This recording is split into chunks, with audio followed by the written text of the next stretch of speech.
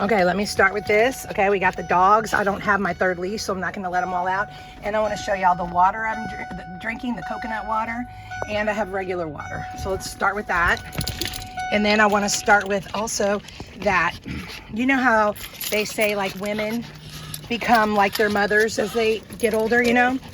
And, all right, Lily, hold on, wait, Lily, I'll be right back. We're gonna have to take a turn because I can't, right now, like I don't feel comfortable. She's like, what? I don't feel comfortable with them off a leash because I have a lot of PTSD and I don't want to, like if a stray dog comes up, I have to be ready. Things happen like that in my world. I just got here, so we need a moment to assess the situation. Whenever you go into a new environment like this, you need to assess the situation first. See, there's an apartment complex over there where people will come up with their dogs. And so 1 minute, everything's fine. The next minute you look over and boom, here's like maybe people come that have a dog and it's not on a leash. And because, you know, at the end of the day, we are responsible for our lives and our safety and everything. And we have to kind of be on the defense, you know, as well as the offense. We have to go back and forth and we have to like be on guard and look, you know, around and, you know, observe our environment and make sure that we are doing what we need to do, because unfortunately the reality is that a lot of people are just not doing that.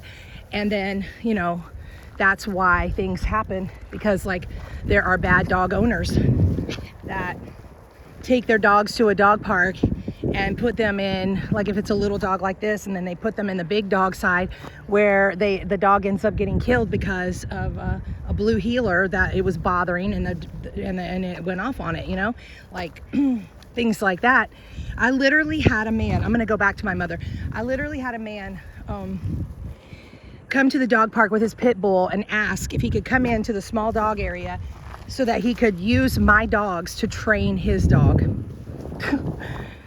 I couldn't believe it. Like the worst possible thing you could say to me, the worst person you could ask who has PTSD from these breeds, because I was attacked by the first one I was attacked by was a neighbor's pit bull who, you know, she abused. And yeah, you know, it was a good dog, but she abused. So one day it was nice, the next day it was attacking me. So but yeah, and I've had that. But anyway, let's go back to the mother, because the first thing I wanted to say, the point of this, I want to try to stay on point in the beginning.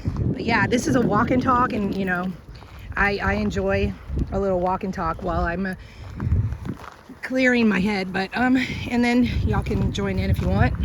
Y'all can walk with me and listen, or you can just listen and enjoy. Share in the comment section. My mom was a doormat of a woman, very smart, loving, kind, beautiful, and all the good things, but very much of a submissive doormat type. And I never wanted to be like her, so I thought I was rebelling and being really different, but was I? And she, you know, I was born a happy little girl, very loving, and she loved me, and I was nurtured as a child. So I was able to develop a strong sense of self, and very solid in who I am. And that's a big deal, because like this dog, she was abused from birth. So her nervous system is fucked up. And so when that happens to a human, a dog, or an animal, you know, between 0 and 5, especially like in the very, very beginning, and they can't, like that happened to my sister, and she is a narcissist now. But anyway, so I think that so the first thing is that I think that I have always been a lot more like my mother than I wanted to admit. And then, but the flip side of it is that I was not as bad, and I was able to say no more than she could. She could not say no. And I was trying to help her one day, and I was trying to tell her that, because I was referring to her students and her co-workers and other people, and then she goes, okay, well, I'll say no to you. And it's like, first of all, like that was so ignorant, because we're not talking about me, because I'm not the one asking you for anything. I'm trying to help you and give you advice, because I'm not the one asking her, you know, it's other people. And like, she was so manipulated in that way, because the father and the sister were in one ear and the other, manipulated her, lying. And I had really weird dreams this morning too about that. Like, I think they're like talking, I think the sister's like talking about me to her husband, and like lying and like saying weird stuff to try to make them think that I'm this weirdo that I'm not. I don't know, I think it's really weird, but which I can't even go into more, but it's really weird. Like, I was the one who that happened to, and I think the sister's trying to make it out like I'm that type of person, but really she is. Like, the thinking of it all, it's really weird. Anyway, so, and I rebuke all that, because I had this weird dream, but this morning. But anyway, so I was this sweet, innocent little girl, loving, kind little girl, and very happy. And my mom was able to, and my mom loved me and was able to nurture me. And one reason being that she was so young when she had me. The father was so young that he wasn't as bad yet, because, you know, they get worse as they go along. So being, you know, 25, 23, almost 24, being like almost 24, I think he was. Yeah. Yeah, he just turned 24. And then I came along. And so being only 24, he wasn't as bad, but he was already, you know, drinking. But he didn't start until 20, almost 21, right? So then those first few years weren't as bad, especially because he was already married and working. And so he had this responsibility and was busy. And so like, when I was born, that's how it was. So I was able to get those first few years of life. But you go down the road another 5-6 years, and then it was getting weird. And I picked up on that, and that's what started the whole thing there. And I blocked him out. I knew like something was wrong with him, and I couldn't trust him, so I blocked him out of my heart and my life, and didn't trust him, you know, going forward from like 5-6. Okay, so I, you know, thought I was so different than my mother, but it took me until 32. I remember the moment at 32 when I was able to say no for the first time to someone. They were like, yeah, we're gonna do this and this, because people would always like get, it was my choice, but it was just like, I had a very hard time saying no to people. So people would be like, come on, you know, we're gonna go do this and that, and try to get me into things, and I would do it. I okay, you know, because it was hard to say no and stand my ground. So that was really sad, but I got better, and at 32 started saying no, started getting a lot better. But here I am today, and I was thinking about it just now, because I have been, you know, they say you become like your, as you know, a girl, that you become like your mother, you know, as you go through life. And I think that I have become more like my mother than I wanted to acknowledge or, you know, accept. And like, it's very difficult for me to stand my ground and to say no, to protect myself, to do what's best for me, to not sabotage myself and things like that. And I know that's a big thing with people all over the world. But I have fought so hard to get to where I am today, and to keep going and overcome all these obstacles. And I know I have to continue to be that way if I'm going to live a good life on this planet. Because that is just part of my karma and dharma and my contract of what I agreed to, and when I, you know, and came here to experience. And so now let's flip it, because now what I believe is that we can all reinvent ourselves anytime we want, and we can become a better version of ourselves, and like just a complete overhaul. We don't have to change the fabric of who we are. We can just improve, become better and better, and layer on top of this, you know, like one thing I now am embracing, it's like, you know, you have those epiphanies, like you wake up, you know, like something's been bothering your spirit for a while, and you're wanting it to work out, and you're trying this, trying that, and you know, you finally have a breakthrough and an epiphany, and like that's what we're experiencing. And I'm trying to take it in, and I'm like, okay, but I really want to like, I think this is part of processing it, and this is helping me process it, is like, I was disempowering myself by allowing these, I was trying to like meet guys and have, you know, friendships with guys, and like maybe it would be more one day, but like I grew up having guys as friends, and I like talking to guys as on a friend level. And so that's what I was trying to do with these two guys, but I was disempowering myself because I'm not like telling them my real chronological age and thinking like as if I have to pretend that I'm, you know, like, you know, 8 to 10 years younger than I am, because I'm falling into those traps of the narratives that this world has, as if like, oh, like it's a bad thing to be, you know, like over 50, you know, like that's a bad thing, when really it's not. It's like, in reality, it's very empowering to embrace every step of the journey. I enjoyed every step of the journey, and here I am, and I have celebrated 50, and this is a whole nother decade from 50 to 60 of a journey that I can enjoy. It's a good time, not a bad time. And to pretend I'm not there when I am, because these guys are younger, and I think, oh, I need to pretend I'm younger, you know, and like that's disempowering. Instead of saying, yes, I am, you know, I am here. This is where I am. And it's good. I loved my 40s. I loved them. They were the best. They were my teenage years were the best. And then, but I was so crazy and wild and everything. And so then the 20s and the 30s were not even great. Like you would think they, you know, maybe for some people they are, but for me, they were not. So then the 40s that was the next phase that was actually good. And it was because of the way I thought about it. And I got to choose how to think about it and how to experience it. And so it was good. And that's exactly where I'm at now, that I've celebrated the 50-year mark, right? Now we're gonna go through our 50s, and it's like, I get to choose how I think about that. And so I want to empower myself.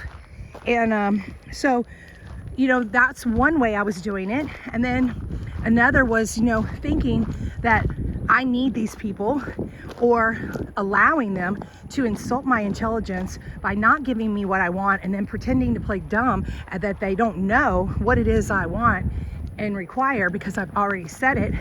And their laziness, not putting in the effort while I am putting in the effort, and then disrespecting me by not appreciating the value there. There's a lot of value in me and what I give, and they're not grateful and appreciate it, and then give back just as much. And then there was this third guy that came in recently, and he's all gung-ho, but then I don't give him what he wants because I'm so tired from the other two. And then he kind of disappears, and he's looking somewhere else, and then he'll come back around and he'll whatever. But like, yeah, but I'm not interested in getting together. I'm not interested in meeting. Oh, and then there's a fourth one that I just said hi to today. And he's just like, okay, so how do we want to get to know each other? Do we want to text? Do we want to call? Do we want to meet? And it's like, dude, chill the fuck. I just text you one message on a dating app. Just relax and just say hey and just talk. Because they don't got these, in my opinion, these guys just don't, and this is all for entertainment only. This whole video is just entertainment only, in my opinion. They don't make the effort that we do. And then I even switched it to women, just so I would stop getting messages from men, and boom, here come all the women, you know. And like, that's even more of an emotional drain, because we are more emotional creatures. So they're gonna invest emotionally, and they're gonna, and I would only want to do that if I was serious, you know. And I'm not. I've never had a relationship with a woman in a romantic way, you know. And I'm not saying I might not, because that might be a cool thing to experience at some point, where I take it to that level. What, buddy? You getting hot? Come on. I don't care about that at all. It's like whatever. But I just haven't up to this point, because I had women wanting to be with me in high school and college and the 20s and But I was like, no. But I think it might just be because I mean, that's a real, I think I might actually fall in love and be like real and like, and that's intense. I don't know, maybe. So as of right now though, we have not gone there yet, and we've only had relationships with men who I'm not even interested in, and I'm not, and as of right now, I'm not interested in any of these guys in a romantic way. But I do want the emotional connection, and I'm not good at that. So that's an interesting thing. I think I'm just looking in the wrong area. You know, I think maybe ultimately my emotional relationship might be with a woman, because they're the ones that know how to do that. Men don't. I'm not getting my emotional needs met. So I feel that it is insulting my intelligence. And then I am wasting my time because I keep waiting and expecting them to show up in a way that they're not. So yesterday when I wasn't getting my needs met, I let it go, and I said, I'm not going to keep chasing these guys. I'm not going to keep being the one like this country guy.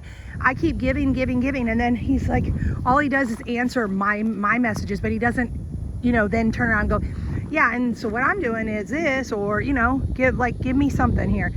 And then I asked him like what kind of music he liked, and I was telling him what kind of music I liked, and then he just answered, oh yeah, that's good music. Like, he didn't even answer my question and tell me like what kind of music he likes. And like, so so then today, halfway through the day, then I get a very generic message from both of them, like, how's it going? What are you doing? How's your day going? You know, please shut up. Why don't you just tell me how your day's going? Why don't you like open with like something and say, yeah, we're over here doing this, and you know, you want to know, you want to connect, you want to be real, you want to tell me what you're doing. Like, it's all BS. I'm tired of it, and so it's wasting my time and energy. So when I let it go yesterday, and then I start my day, and it was, you know, a little hard and frustrating, but I did it. And then I was giving the universe the opportunity to give me what I actually need. Okay. When we let go of what's not working, then we create space. We make space for what is going to be for you, you know, which is literal sometimes. Like if you have a house full of stuff and you clean all that out, now you're making room for something new. And I actually did that experiment. And that's when my dogs came in.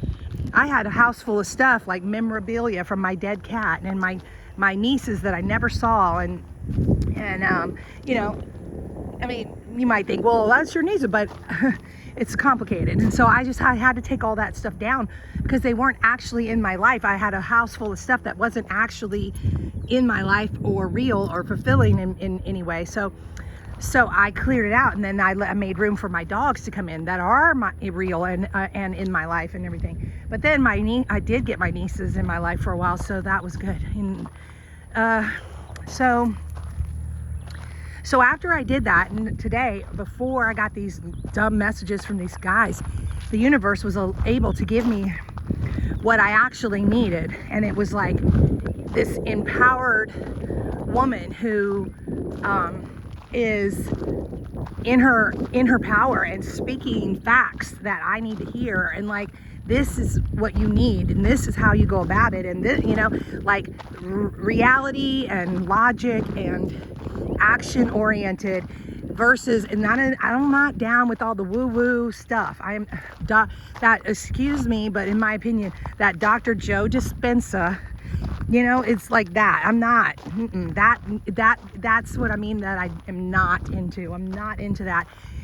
You do not get anything in this life, in my opinion, by sitting and meditating on it and woo-woo and visualize it and think good thoughts. You get good stuff in this life by taking action. You get up and you take action like this. That's what the walking is. It's action oriented. It's movement. You get up and you put one foot in front of the other, and you move and you take action towards what it is that you want. So seeing that just like struck that chord in me of what it was that I actually needed to hear and what I wanted, so that I could re-empower myself again, so I could become, you know, and so I could re-empower myself again, and then be empowered and be in that state and not let that just keep coming and going and coming and going, and stop doubting and stop letting it go, and stop letting other people take front and center of your life who are not showing up for you and they're not giving you what you need.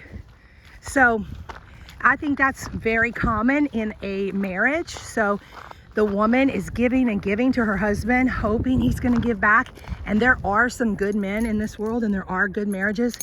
I have a few in my family, in my blood family. They're real good to their wives and provide and everything.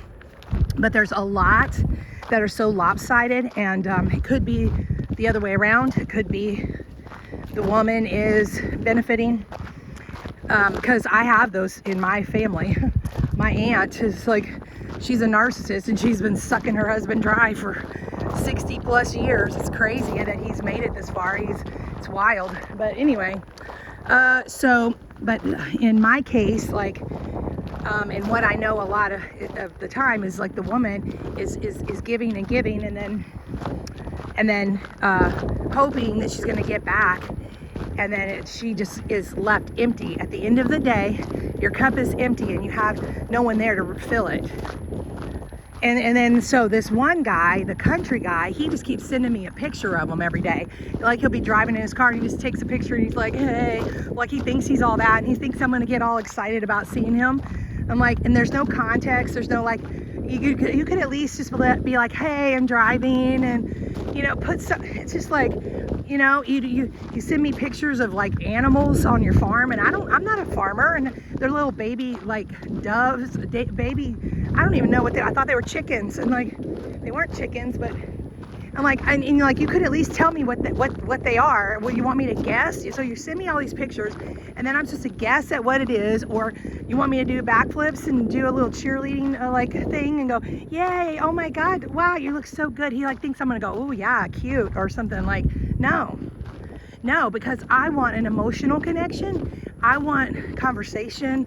I want to get to know each other.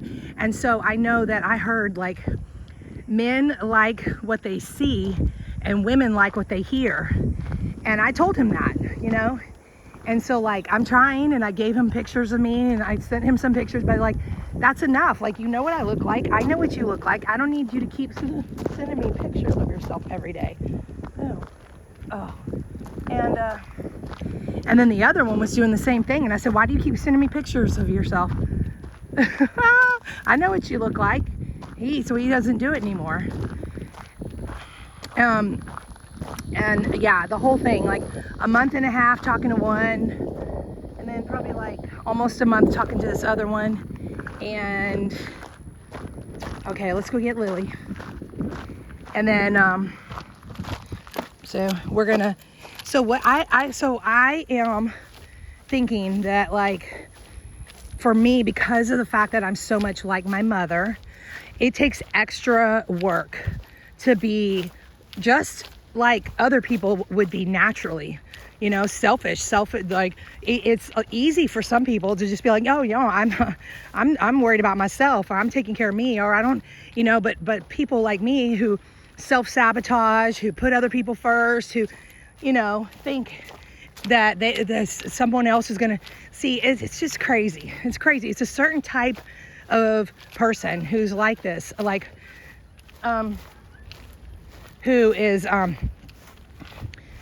it's a personality type. It's who's a self-sabotager, and you could be so talented and get all these blessings from the universe, and then you turn around and sabotage yourself because you think you're not worthy, or you just don't get it. There's a disconnect. Oh shit. All right, Lily. Okay, here we go. I'm gonna take, okay, real quick, Luke, hold on. Oh shit, can I get a minute? Oh God. Yeah. Woo, it's a lot of work. So I am responsible for these dogs. I am responsible for my life. I'm responsible for my finances. I'm responsible for my health. And the most important thing is that we guard our health, our minds and our bodies. We are responsible. Lily, hold on. for being a good steward. Lily, stop, of our mind and our body, because that is how we go through the world. Right now, I'm able to be out here walking and enjoying this because I am taking care of the body and the mind. And so that ties into this whole lesson I learned from moving to a place where everyone is not doing that, and you see the outcome. And they don't have the option. They can't even do this because they're not physically strong enough and capable. And so it was all just very interesting. And yes, and so all I'm doing is trying to process this by including it in this little walk and talk, to say, listen, okay, because this is the day. It's Sunday, July 14th, and we're back on the medical medium train. We're doing that now. So July 11th was day 1. So we're literally on day 4. But see, yesterday, even though I was eating foods that were technically approved for the most part, you know, the high fat isn't something that he suggests, but like it was no egg, dairy, wheat. This is where I'm starting. I say, okay, no eggs, dairy, or wheat. And we drink celery juice, and we're eating lots of watermelon and all that. And so while it was all that, I was already like kind of self-sabotaging as far as weight loss, because I was overeating the calories because I ate too many Lara bars. And I ate a whole Lara bar after I was already full. And that's 220 calories more, which by just taking that out, now I'm at 200. That one thing, you know, if you were to eat like the same thing every day, and then you're in a deficit, right? And then you add that one thing, or you don't, that's 220 calories in a day. And you add up to 220 times 7, you know, and that's your weight loss right there. And we don't think about it and break it down enough. And I don't. I dissociate. And so, yeah, like for me, it takes a lot of work mentally to be strong, and stay empowered and put myself first, because it's self-focus. So that it's just like the oxygen mask, you have to put it on yourself first, you know, save your own life first, and then you can be there for others, fill your own cup. Then when it overflows, it's the overflow that you can give. And God says, you know, he's gonna bless us, you know, till our cup overfloweth. And so we're meant to fill our cups, and then when it overflows, that's what you can give away. And like, it takes a lot of work for me to keep this mindset front and center. And I needed to hear what I heard today and see what I saw, and get that at the front of my mind so I can work on it. So this is just me putting it out there in a way that I feel is okay, because sometimes when you get a message, when you get a lesson, you don't want to just, you know, you want to let it sink in and take root, instead of just getting it and giving it out and giving it. But I'm not giving it out. I'm telling y'all, this is what I'm taking in. I'm telling y'all, this is what I'm doing. I'm not there. I just got this. And I'm like, okay, let's take that in. So let's take it in and let that sink in. And we're going to have to work on this. And sometimes it helps me to talk about it. And I feel like that right now, but you know, I'll have to think about it more after this and consider whether it's a good idea to put it out there or not. Because I do enjoy walk and talks. I do enjoy connecting to people. I do enjoy giving info that might be good for others, or just to get support, or both, whatever it is, you know, that makes me want to say something. But I also heard the other day that when you get that info, you don't want it to just stay at the top, your top chakra, which is the top, you know. You're like, whoa, you want to let it take root, and you want it to sink all the way in. And that's going to be the process over the rest of my life. This is this is the work I need to do on me. Okay, I'm gonna stop now because I am like tripping a little bit. It's hot and humid, and but it's important for me to document no matter what, so I can maybe it helps me. Maybe this is helping me let it sink in. All right, talk to y'all later. Bye.